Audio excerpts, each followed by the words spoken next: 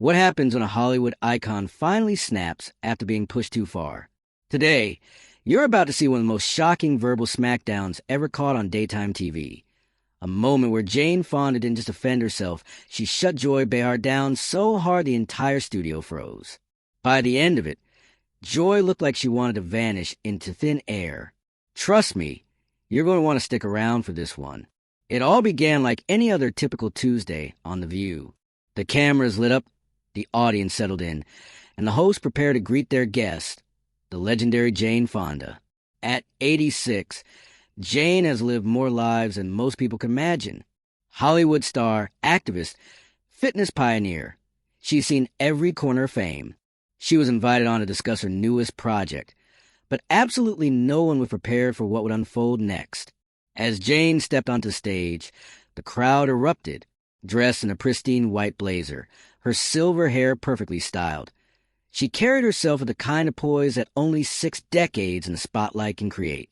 She eased into her seat as Whoopi Goldberg welcomed her with genuine warmth. "Jane, it's always wonderful to have you back," Whoopi said. Jane smiled graciously. "It's lovely to be here." But before the conversation could settle into anything resembling normal, Joy Behar jumped in. No filter, no build-up, just straight into attack mode. And this is where everything changed. "So, Jane," Joy said, leaning forward, "you talk nonstop about climate change and activism. But how do you expect people to take you seriously when you spent years flying in private jets and living in huge homes? Isn't that just a little hypocritical?" The audience shifted uneasily. Even the other hosts exchanged glances.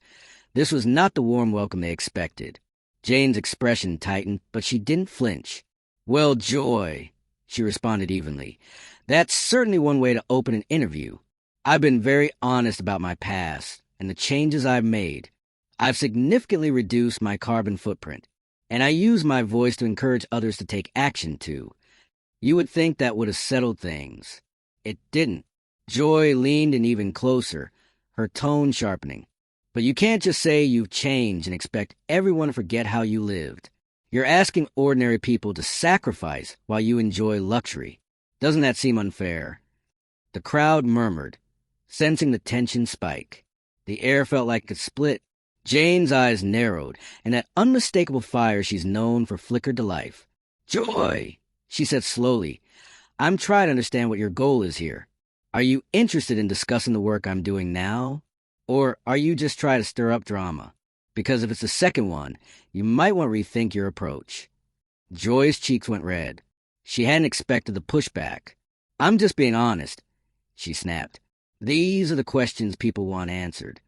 And this was the moment everything exploded. "No, Joy."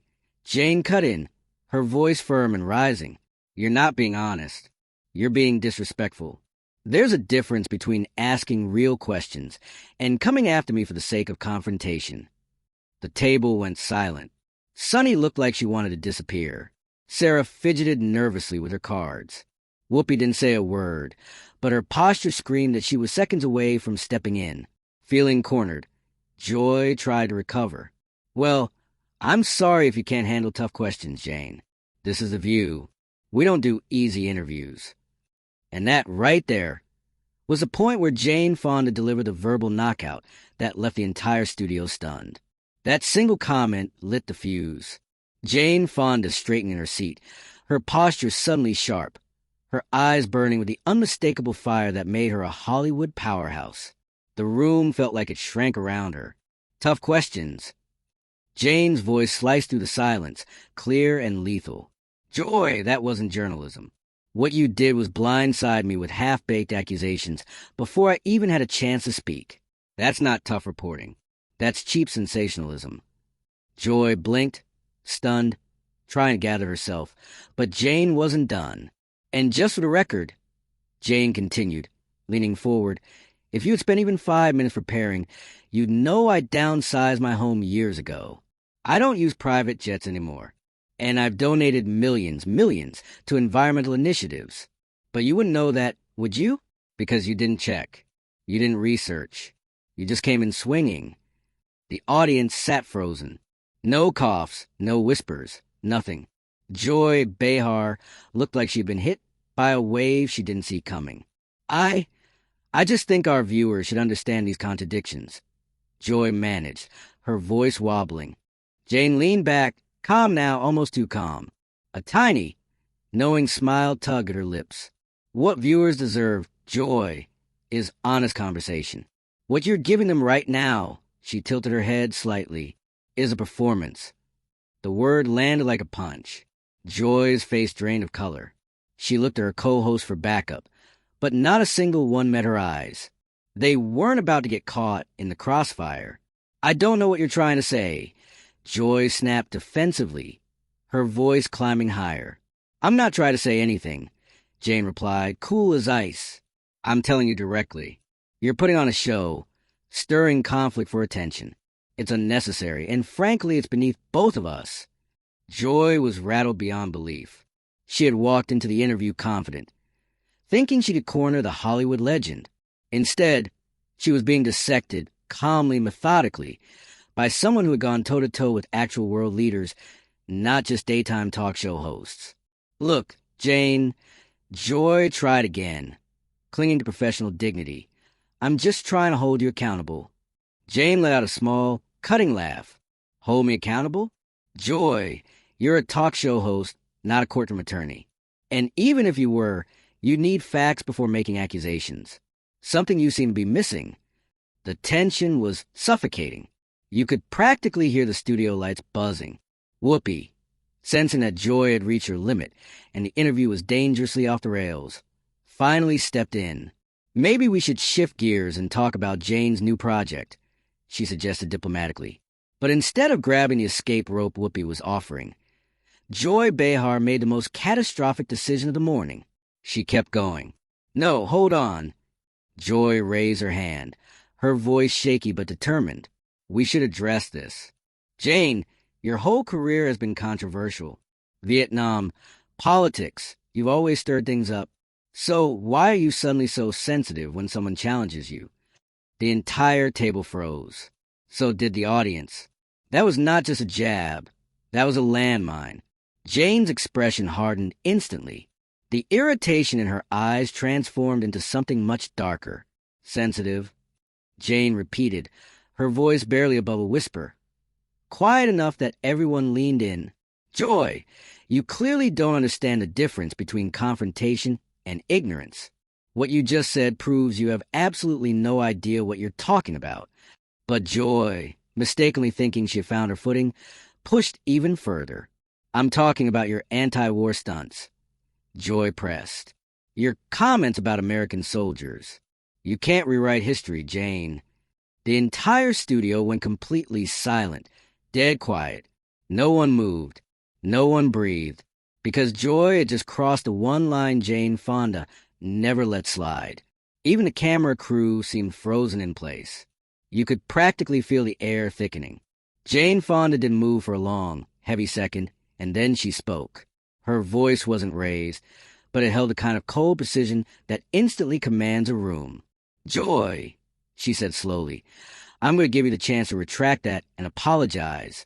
Because what you just said isn't only false, it's inflammatory, and it's deeply disrespectful to me and the veterans I've stood beside for decades.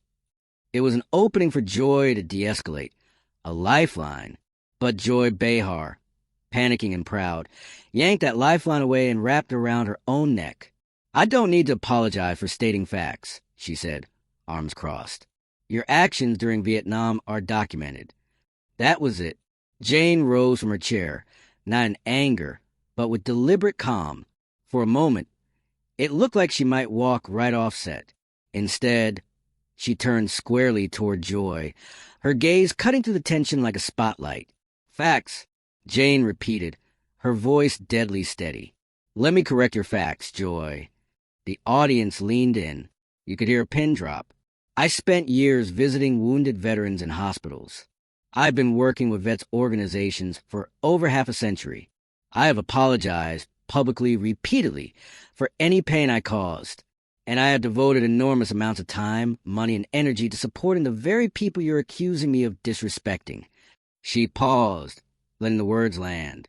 But you wouldn't know any of that because you didn't bother to look. Joy's face drained completely.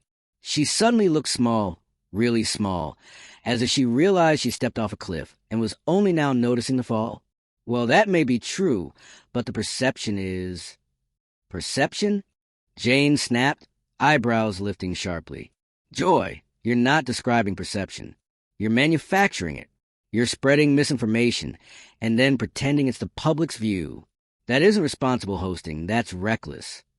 Sarah finally broke her silence, voice trembling. Maybe we should take a commercial.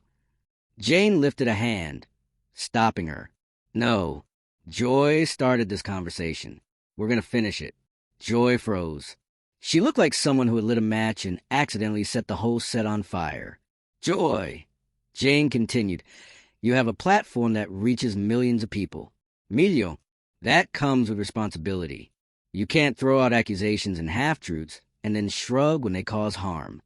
I wasn't making accusations. Joy protested weakly. Yes, you were. Jane shot back instantly. From the moment I sat down, you've tossed out baseless claims, asked loaded questions, and now you're attempting to rewrite history that you clearly don't understand. This isn't journalism. It's a hit piece. The other hosts looked like they wanted to melt into their chairs. Sunny stared at her hands. Sarah sat frozen. Whoopi looked like she was doing mental gymnastics, trying to figure out how to bring this disaster to a close. But before anyone could intervene, Joy tried one last desperate swing. I think you're overreacting, Jane. This is a normal interview. Jane Fonda actually laughed. An incredulous, stunned laugh that said more than words ever could. Normal? She shook her head slowly. Joy, in a normal interview, the host prepares.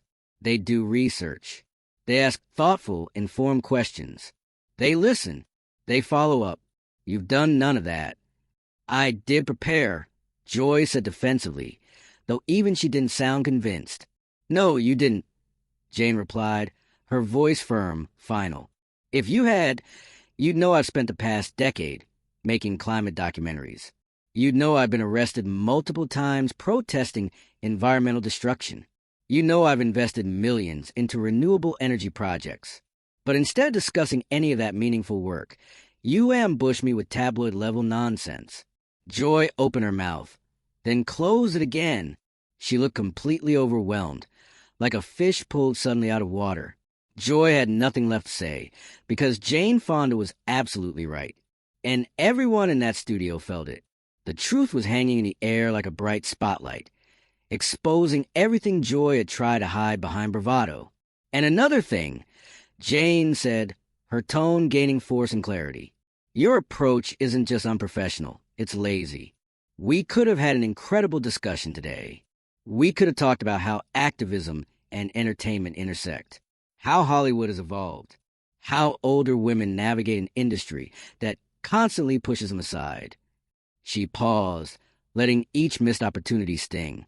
But instead, you went for manufactured outrage because you think conflict automatically equals good television. The audience didn't move. Not a whisper. Some nodded carefully. Others shifted uncomfortably, but every pair of eyes was locked on Jane. Joy finally found her voice, but it came out thin and almost childlike. I was just... No, Joy, Jane said, settling back into her chair without breaking eye contact. You weren't just anything. You were trying to score cheap points at my expense. And there's a massive difference between journalism and point scoring. Her words fell over the studio like a heavy curtain. Joy looked deflated, shrinking into her seat. She had walked into the segment believing she'd reveal some great truth. But the only thing she had exposed was her own lack of preparation. And let me add this. Jane continued, clearly not done. The way you've handled this interview says far more about your priorities than it does about me. You've shown your viewers you'd rather stir up drama than engage in meaningful discussion. Joy tried again to salvage her dignity. I wasn't. Jane tilted her head slightly. It was a small gesture, but it carried the elegance of a queen and the sting of a slap. Joy, let's be clear. Tough questions are thoughtful, relevant, researched, and grounded in respect. What you've been doing today is none of those things. You're being combative simply to create friction. That's not brave, that's careless. A suffocating silence followed. Joy sat frozen, like someone who just realized she'd been playing chess while her opponent was playing on an entirely different level. But Jane wasn't finished. Not yet. Decades of facing critics, directors, reporters, and political backlash had built her into someone who could handle pressure with precision, and she was about to deliver the blow that would end this clash decisively. "You want to know the real tragedy here, Joy?" Jane said softly, but with that same unbreakable steel.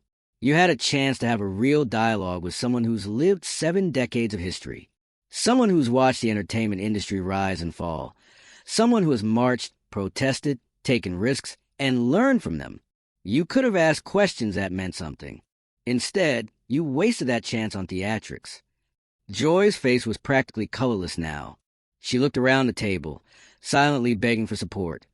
But the co-hosts weren't about to join her in the hole she dug for herself. They avoided her eyes, their expressions a blend of discomfort and resignation. "I think maybe we should move on," Joy whispered, her fire completely extinguished. "Oh, now you want to move on?" Jane replied, one eyebrow lifting gracefully. "After 10 minutes of accusations and misinformation, now suddenly you'd like to change the subject? How convenient." The audience was glued to every word. This wasn't a simple disagreement anymore. This was an absolute masterclass in handling a hostile interrogator. Jane wasn't just standing her ground. She was dismantling Joy's entire approach piece by piece. "Let me ask you something, Joy," Jane said, leaning in slightly, her voice calm but razor-sharp. "When you prepared for this interview, assuming you prepared at all, what exactly were you hoping to accomplish? Did you think you would expose some massive hypocrisy? Did you think I'd crumble under your questions? What was your goal?" Joy opened her mouth, but nothing came out, not a sound. She looked completely trapped, cornered by her own strategy. "Because from where I'm sitting," Jane continued, "it looks like you didn't invite me here to have a conversation. It looks like you brought me here to fit into some narrative you already decided on. A narrative you plan to present to your viewers regardless of the truth." She let the words hang. It was over. Jane Fonda hadn't just defended herself. She had taken Joy's entire approach, turned it upside down, and exposed it for what it was. The moment Jane spoke, her words sliced through the air like a blade. "Joy, that isn't journalism. It's exploitation." The studio froze. That single word, exploitation, hung between them, heavy and explosive. Joy's hands trembled, her composure slipping as she scrambled for a response. I never meant," she began, her voice unsteady. But Jane raised a hand, stopping her cold. And here the mood shifted, calm, controlled, and more dangerous than anger.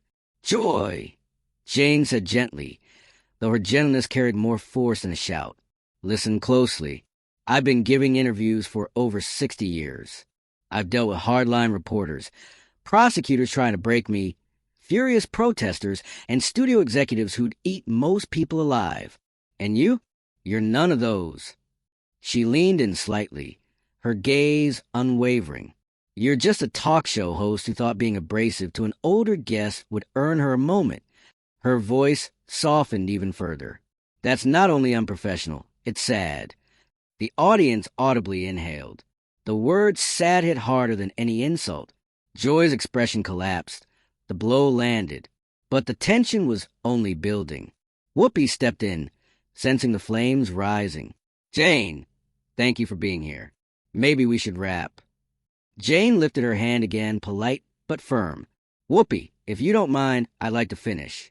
Joy opened this door, and she deserves the full answer." Joy shrank into her seat, wishing she could disappear. But Jane wasn't done, not even close. "You mentioned that I've always been controversial," Jane continued. "And you're correct. But there's a world of difference between being controversial because you're standing for something and being controversial because you don't know how to behave professionally." She paused, long enough for every person in the room to absorb it. "When I marched against the Vietnam War, when I fought for women's rights, when I spoke about the environment, I knew I'd be criticized. I accepted that. Those were causes I believed in." She pointed lightly toward Joy. "But what you did today, there's nothing courageous or principled about it. You were simply rude because you thought it would make good television. Another silence. Another hit. And the audience felt it. Joy finally whispered, "I'm sorry if you felt I was rude." Jane didn't hesitate. "I don't feel you were rude, Joy. You were rude. That's not an opinion, it's a fact. And your apology might mean something if you actually understood what you're apologizing for." The co-hosts exchanged uneasy looks, but none dared intervene. Jane adjusted herself slightly, taking on the tone of a teacher correcting a wayward student. "Let me offer you some advice. Next time you invite a guest onto your show, start with respect. Ask questions and inform the audience. Don't pick fights just to stir things up. And above all, listen. Don't sit there waiting for your next attack line." Joy nodded silently, desperate for the moment to end. "And most importantly," Jane added, her voice rising with conviction, "remember that your guests are human beings, not targets for whatever irritation you brought with you that day. We come here to share, to communicate, to connect. We don't come here to be ambushed by hosts who didn't bother to prepare." The studio was so silent the camera's hum suddenly seemed deafening. Jane leaned back, calm and collected, having delivered one of the most surgical takedowns ever seen on daytime TV. Joy looked shattered, her earlier bravado completely wiped away. Jane offered a small smile, one that never reached her eyes. "So," she said, "would you like to talk about my actual work now? Or should we consider this interview finished?" Joy looked around helplessly, finding no rescue from any corner of the table. Whoopi kept her eyes fixed on her folded hands, refusing to look up. Sunny stared at the ceiling, as though it suddenly held the answers to life. And Sarah, pen in hand, scribbled frantic notes that clearly weren't meant to be read. The tension was suffocating. I think we should go to commercial," Joy finally whispered, her voice barely holding together. Jane Fonda rose with effortless poise, smoothing her blazer as though nothing extraordinary had occurred. "That's probably wise," she said with calm, surgical politeness. "Thank you for having me. And I truly hope you reflect on what I said today." That line hit like a closing bell, final, irrefutable. As the cameras cut away and the bright studio lights dimmed, Joy remained frozen at the table, staring blankly ahead. She looked as though she'd been blindsided by a freight train. She had walked into the interview thinking she would challenge Jane Fonda, perhaps even corner her. But instead, Joy had exposed herself, revealing a lack of preparation, a lack of professionalism, and a complete inability to hold her ground against a seasoned icon who refused to be bullied. And the fallout was unmistakable. Audience members left the studio in stunned silence, many shaking their heads as if trying to process what they had just witnessed. Conversations whispered through the aisles carried a single theme: disbelief. Everyone knew instantly this moment wasn't just dramatic, it was historic, a career-level misstep, a broadcast implosion that would replay across the internet for years. And Joy Behar would forever be remembered as a host who got completely dismantled by an 86-year-old Hollywood legend who refused to tolerate disrespect. But here's the real twist. What did you think of this? Have you ever watched a guest turn the tables so completely that the host had nowhere to run? Was this one of the most brutal on-air takedowns you've ever seen? Let me know your thoughts down in the comments. And don't forget to hit subscribe for more shocking, unbelievable moments just like this.